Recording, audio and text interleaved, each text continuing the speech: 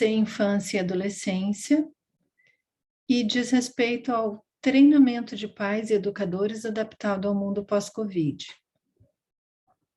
Faz parte da aula de pós-graduação em TCC. É um tema muito importante para começarmos um alinhamento de expectativas e entre os adultos, os principais adultos que estão no entorno da criança e do adolescente, é o que chamamos de estilos parentais. Como os pais ajudam na terapia infantil?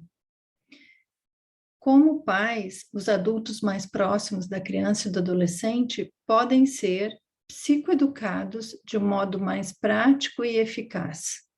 Essa é a pergunta que nós, terapeutas, fazemos.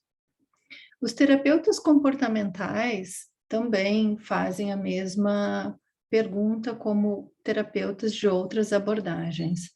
Mas especificamente na TCC, a nossa preocupação quando estamos diante de uma criança, diante de um jovem, de um adolescente é: de que forma os pais e os professores podem otimizar a terapia? Quando falamos em crianças, quando falamos em adolescentes, nós estamos falando indiretamente e também diretamente numa terapia familiar. Especificamente na TCC, a gente se preocupa com o quê? Com as crenças centrais do meio ao qual a criança está inserida.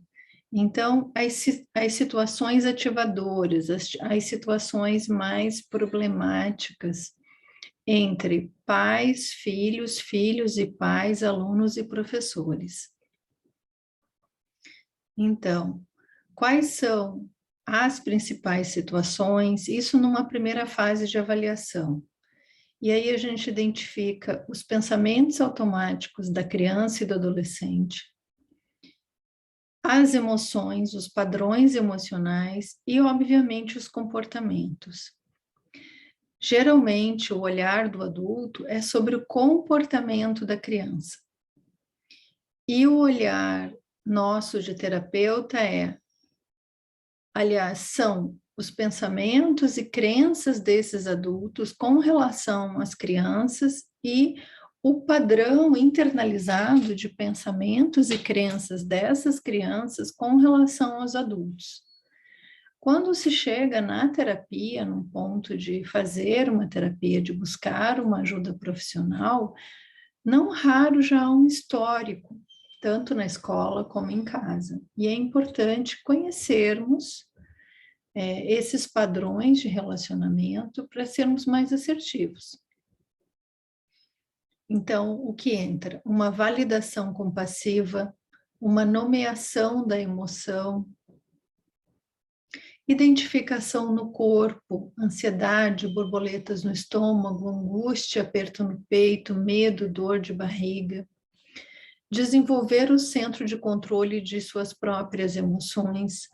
O foco, portanto, é o modelo cognitivo, ensinando para a criança qual é a principal situação, que tipo de pensamento ela vai ter, que tipo de emoção ela tem, que tipo de comportamento. Os teóricos da terapia cognitivo-comportamental para a infância têm como prioridade não os pensamentos e crenças em si, mas como são as emoções. O que caracteriza cada emoção? Em que situações essas emoções aparecem? E como podemos agir ou reagir de um modo mais assertivo?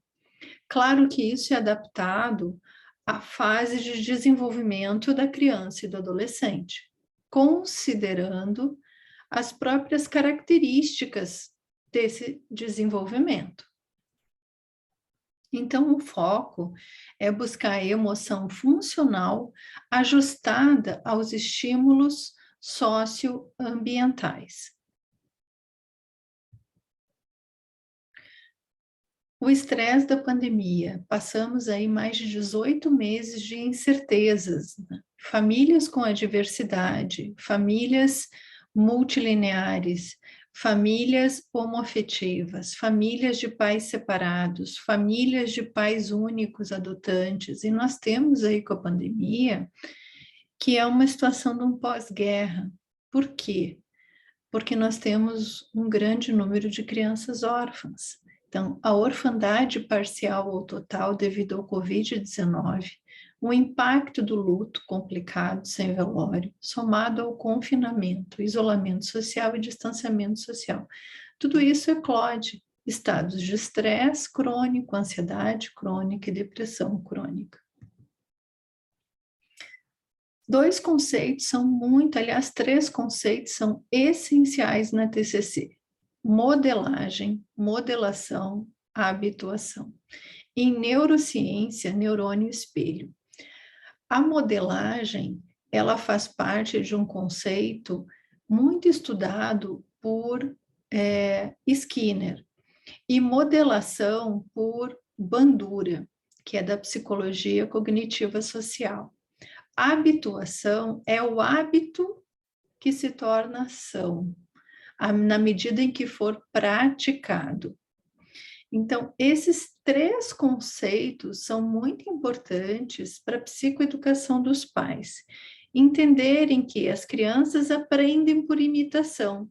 Como? Através da modelagem, que são comportamentos que são reforçados positivamente ou não, de acordo com a meta terapêutica, no próprio ambiente familiar e, se possível, escolar. Modelação é o modo como a criança aprende observando o adulto, copiando o adulto. É aprendizagem por observação. Até os nossos 10, 11, 12 anos, o nosso sistema nervoso, ele é majoritariamente formado por neurônios espelho.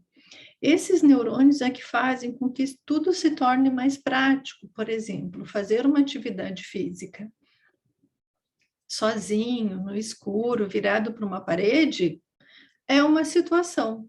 Agora, se você fizer uma atividade física no meio de um grupo, num ambiente otimizado, em que você não precisa pensar, você só segue imitando, você rende muito mais, você até descansa, porque você não tem o penso. Um ambiente otimizado, ele propicia uma aprendizagem por imitação muito maior. As crianças e os adolescentes são esponjas, absorvem comportamento. Então, muitas vezes, quando elas chegam, elas não são a causa do problema, elas são os sintomas. E como que podemos fazer com que haja um alinhamento de expectativas entre adultos e crianças de uma maneira mais harmônica? Em certa medida, é claro, as crianças pequenas imitam a mãe e o pai. Quando não temos outro modelo, qual a nossa escolha que não repetir o sotaque, os hábitos e as atitudes das pessoas que nos rodeiam? Falamos como elas falam, comemos como elas comem, adotamos seus gostos e suas aversões. Essa autora, a Angela Duckworth, ela é autora do livro Garra, que é muito importante para os adolescentes. O nosso ponto aqui é um inventário de estilos parentais. Há vários modelos de avaliação dos estilos parentais. Particularmente, o que eu mais gosto, pela praticidade, pelo resultado com que eu tive ao longo dos anos, com pais, com professores, é o inventário de estilos parentais de Gomide. Eu gosto muito da maneira como ela explica, é um manual muito acessível. A abordagem é uma abordagem de comportamentos, não é uma abordagem moralizante, de julgamento, porque esse tipo de postura é contraproducente numa terapia.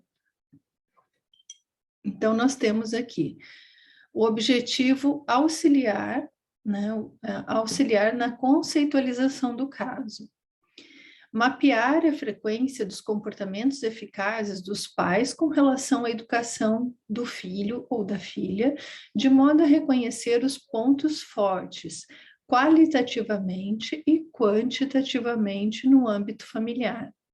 O teste é formado por 42 afirmações comportamentais, que devem ser realizadas pela criança a partir de 8 anos de idade e pelos cuidadores.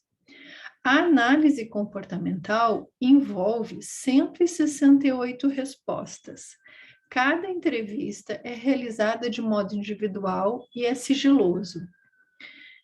Quando eu aplico a entrevista para o pai, ou a entrevista para a mãe, ou para a avó e para a criança, eu aplico em cada um individualmente. E, óbvio, eu não entrego para a pessoa preencher. Eu gosto de perguntar, usando até o vocabulário da pessoa. Então, tem, a partir aí da segunda, da terceira sessão. E aí eu vou pontuando. Eu vou anotando, eu peço autorização e explico que esse teste, ele poupa sessões, porque pela objetividade a gente consegue chegar mais rapidamente no que interessa para ajudar a criança e aquela família. Então, o benefício é o ganho de tempo do tratamento pela objetividade na intervenção terapêutica, que quase sempre é necessária. Aqui nós temos um inventário materno, como a criança e adolescente percebe as práticas comportamentais. Em pesquisas empíricas, se observou que as mães tratam meninos e meninas, as mães brasileiras tratam meninos e meninas de forma diferenciada. Os meninos com uma certa complacência e as meninas com uma cobrança a mais.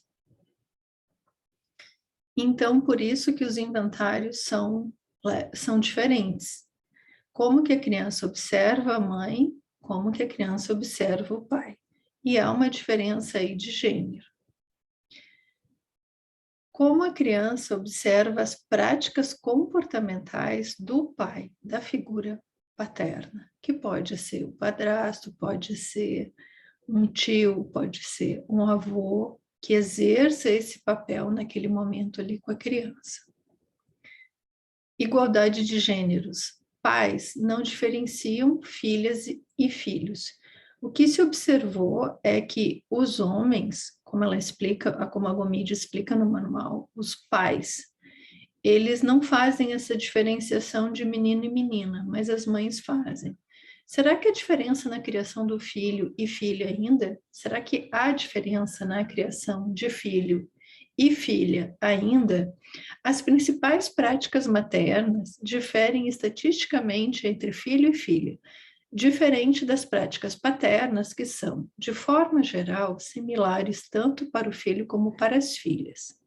Isto é, as mães monitoram e apresentam mais comportamento moral com as filhas do que com os meninos.